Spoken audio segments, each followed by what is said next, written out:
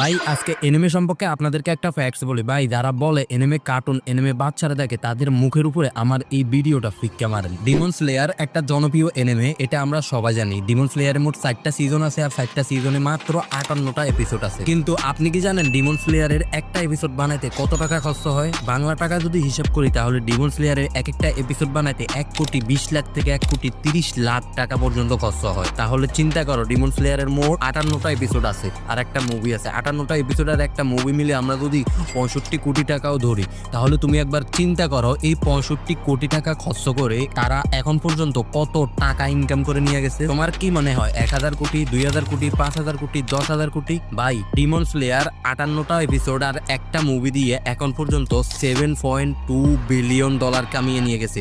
বাংলা টাকায় কিছুটা এই পরিমাণ সংখ্যা আসে ভাই, তোমরা হিসাব করে নাও, যেটা বাংলা টাকায় প্রায় 90,000 কোটি টাকা। তাহলে একবার চিন্তা করো, মাত্র 65 কোটি টাকা খরচ করে 90,000 কোটি টাকা ইনকাম করে নিয়ে গেছে। তাও আবার বলে এনিমে নাকি বাচ্চারা দেখে। ভাই বাচ্চাদের কাছে চকলেট খাওয়ার টাকা থাকে, 90,000 কোটি টাকা তাদের কাছে কোথা থেকে থাকবে? আর এটা তো জাস্ট একটা এনিমের কথা বলছি, ডিমন স্লেয়ার। আর সমস্ত এনিমের যদি কথা বলতে যাই তাহলে তো ভাই তোমার মাথায় ঘুরে যাবে। ভাই এনিমে নাকি বাচ্চারা দেখে, ভাই আমার এই ভিডিওটা তোমার ওই ফ্রেন্ডসদের একদম মুখের উপরে পিক ক্যামেরা দাও ভাই।